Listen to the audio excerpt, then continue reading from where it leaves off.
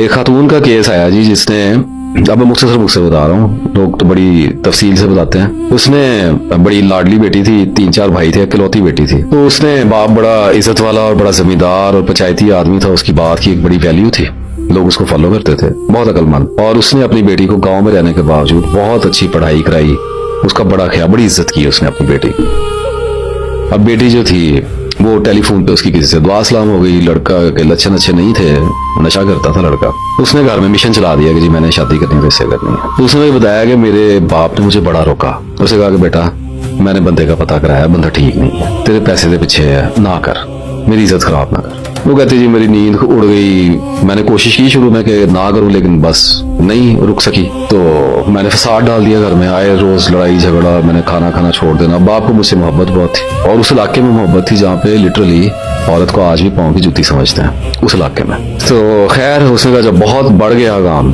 तो फिर एक दिन मेरे बाप ने मेरी माँ को कहा कि इससे कहो कि मैं शादी इसकी कर देता हूँ, लेकिन मेरी शर्त यह है कि मैं इसके लिए मर गया, हमेशा के लिए मर गया। उन्होंने को रिश्ता भेज दिया, वो रिश्ता है, गरीब से लोग थे, कभी रिश्ता वो भागे भागे लेके आ गए।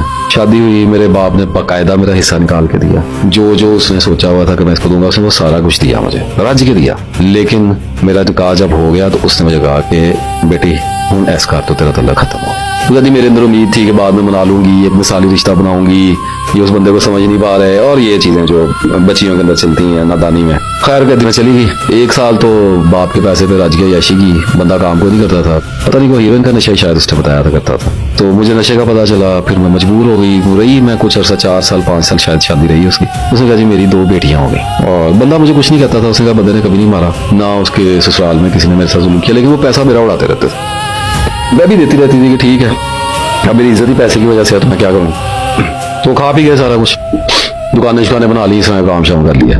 तो उसकी ना अपने बाप से और अपने भाई से किसी बात पे लड़ाई रहती थी, वो कारोबार के या जायदाद थोड़ी बहुत जमीन होगी उसके ऊपर लड़ते रहते थे आपस में। तो कहती एक दिन मुझे उसने कहा कि तुम्हारी एक फलां सहेली है, उससे तुम्हें मिलवा लाता हूँ। कोई 1-2 दिन उसने मुझे आहिस्ता आहिस्ता ना चक्कर दिया। दूसरे शहर में थी वो, मेरे माँ बाप के शहर में थी, माँ बाप के पास जा नहीं सकती थी, ना बात होती थी। तो उसने कहा कि उधर चले जाओ। तो माँ से मेरी बात करवा दी, चोरी माँ से बात पहले भी करती होती थी शायद, उसने मुझे ऐसे ही बताया कुछ। उसने कहा कि माँ उधर आ जाएगी तो अपनी माँ से मिल लो। तो मैं लालच में आ गई, मैंने बच्चे लिए, वो गाड़ी पे मुझे छोड़ के आया, घर वापस आया तो मुझे पीछे से फोन आया कि जी उसने अपनी माँ को, अपने बाप को और अपने भाई को, तीनों को कत्ल कर दिया, तहरा कत्ल, ट्रिपल मर्डर।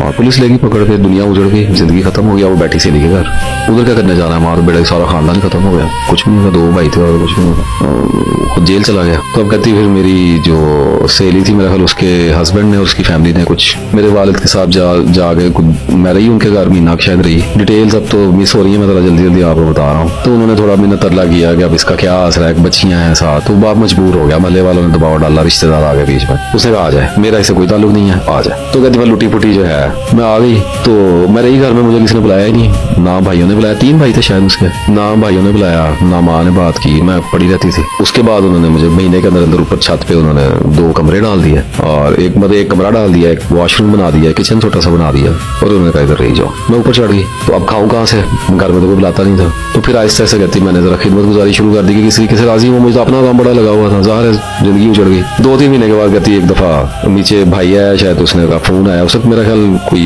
मोबाइल से लिया हुआ था, कुछ चक्कर था। तो माँ के मोबाइल पे आई थी कॉल, तो कहती मैंने सुनी तो मेरा हस्बैंड था जेल से। तो उसने कहा कि जी मुझे फांसी हो गई है, तो शायद 4-5 महीने की बात है, तो मेरी तरफ से तुम्हें तलाक है, मैं तुम्हें आज़ाद करता हूँ, मेरे से जो गलती होनी थी हो गई। बड़ी उन्होंने पुलिस कितना टाइम देती है बात करने का। उसने कहा कि तुम मेरी तरफ से आज़ाद हो, कोई शादी करनी है कर लो, मैं तो उजड़ गया, माजरत मैंने तुम्हारे साथ ये किया, फ्लैट ही फोन बंद हो, गेम ओवर हो गई। अब जिंदगी एक शुरू हो गई। तो कहने लगी कि मैंने फिर खिदमत शुरू कर दी, भाइयों की शादियां हो गई थी, मेरा ख्याल 1-2 की, एक की बाद में हुई। तो मैंने किचन संभाल लिया, घर की सफाइयां संभाल ली, नौकरानियां भी थी, लेकिन मैं हर काम अपने सर पे लेती चली गई। और उसके नतीजे में इतनी नरमी हो गई कि मुझे खाना शाना मिल जाता था। भाइयों ने मेरी दोनों बच्चियों को शायद स्कूल में दाखिल करवा दिया, गवर्नमेंट स्कूल में, उनके बच्चे प्राइवेट स्कूल में थे। गवर्नमेंट स्कूल, बाप का डर था, बाप बिल्कुल नहीं हिलने देता था किसी भी चीज को। उसके बाद बस यही कहती है अब मेरी जिंदगी है। मेरा ख्याल शायद उसे 6-7 साल हो गए थे वापस हुए अपने घर में। मैं छत पे रहती हूँ, नुकरानी हूँ, कपड़े दे देते हैं मुझे बच्चों को, मुझे ईद शिवरात पे देते हैं।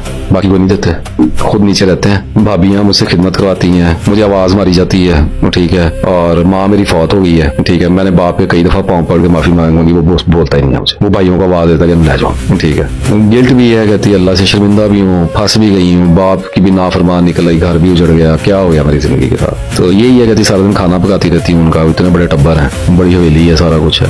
तो अपनी बच्चियों को चोरी चोरी खिलाती हूँ। बच्चियां मेरी सहमी सहमी रहती हैं, चोरों की तरह हम रह रहे हैं। सुबह सुबह स्कूल छोड़ आती हूँ, खाने पक रहे होते हैं, मैं चोरों की तरह जाके अपनी बच्चियों को लेके आती हूँ, ऊपर बिठाती हूँ, फिर चोरी चोरी बीच में टाइम निकाल के उनको रोटी दे के आती हूँ। बच्चियां गली में नहीं खेलती हैं। मतलब रवैया घर वालों का मेरे साथ ऐसा है कि वो मैंने ये इस तरह बच्चियों को, उनकी अपनी बच्चियां नीचे भाइयों की, तो मैं बस इस कैद में हूँ। ऐसे ही चल रहा है। उसने कहा, पहले उसने कहा जो मेरा ख्याल था कि कुछ नरम पड़ेंगे, लेकिन अब मुझे पता चल गया है कि 6-7 साल में जो नहीं हिले उन्होंने आगे क्या हिलना है। वालिद को शायद बाद में कोई फालिज हो गया, तो कहती वो भी उम्मीद शायद खत्म हो गई है, भाइयों की तो अपनी जिंदगी है, तो बस मैं उनके सर पे बोझ हूँ। तो मैं उनका जितना काम कर देती हूँ तो उनको होता है अच्छा इसने इतना काम कर दिया तो इसको रोटी दे दो, कपड़े लत्ते ले दो, भाई इतना मेरा करते हैं, बिजली का बिल दे देते हैं, और कुछ नहीं। खर्चा खुर्चा उसने मेरे पास कोई नहीं होता। अब उसने मुझसे पूछा कि मुझे बताएं कि मैं यहीं रुकी रहूं, मैं भाइयों के दिल नरम होने का इंतजार करूं, बाप के ठीक होने का इंतजार करूं, या आगे बढ़कर अपनी जिंदगी किसी और जगह पे ले जाऊं, दारुल उमान चली जाऊं। मेरी बच्चियां तो इस कैद से निकले हैं, उनकी शख्सियतें अजीब सी हो गई हैं, वो चुपचाप बैठी रहती हैं, मैं रोती रहती हूँ, मुझे देखती रहती हैं। हम एक ट्रेजेडी बन चुके हैं। सूरत हाल ये है कि बाप फालिज वाला बाप है, लेकिन उसके बावजूद मेरी तरफ देखने को तैयार नहीं है। भाइयों भाभियों को मुफ्त की नौकरानी हाथ आई हुई है, और घर वाले मेरी कहीं पे शादी करने में बिल्कुल इंटरेस्टेड नहीं है। उनका वो दुनिया वाले मुझे भूल गए हैं, गाँव वालों को याद भी नहीं है। बस अब मैं ऐसी मेरी जिंदगी चल रही है। अब अगर अपनी मर्जी से यह खातून कुछ करती है तो खदशा ये है कि एक और दाग लग जाएगा कि एक बार फिर हमारी मर्जी के बगैर कदम उठा लिया, और दूसरा बच्चों को कौन ऑन करेगा। और अगर शादी फिर नाकाम होगी तो फिर क्या होगा। और मजबूर औरत के ऊपर तो फिर आपको पता है हुकूमत करने वाले बंदे खत्म ही नहीं होते। तो ये बहुत बड़े फियर्स हैं। आप थोड़ा सा इसके ऊपर गौर करके देखें कि आपको अपने काम अगर बड़े लग रहे हैं, अगर अपनी तकलीफें, अपनी डिप्रेशन, अपनी एंग्जाइटियां बड़ी लग रही हैं, तो एक तो इसको जरा गौर से सुने जो मैं आपको बता रहा हूँ, और दूसरा आप ये भी देखेंगे आप ऐसी सूरत हाल में क्या करते हैं या क्या मशवरा देते हैं। मैंने तो दिए, जो मुझसे बन पड़े मैंने दिए, आप क्या देते हैं। और खुद अगर आप ऐसी सूरत हाल में होते तो आपका रवैया जिंदगी के साथ, अल्लाह ताला के साथ कैसा होता, या आप कौन सा रास्ता इख्तियार करते हैं।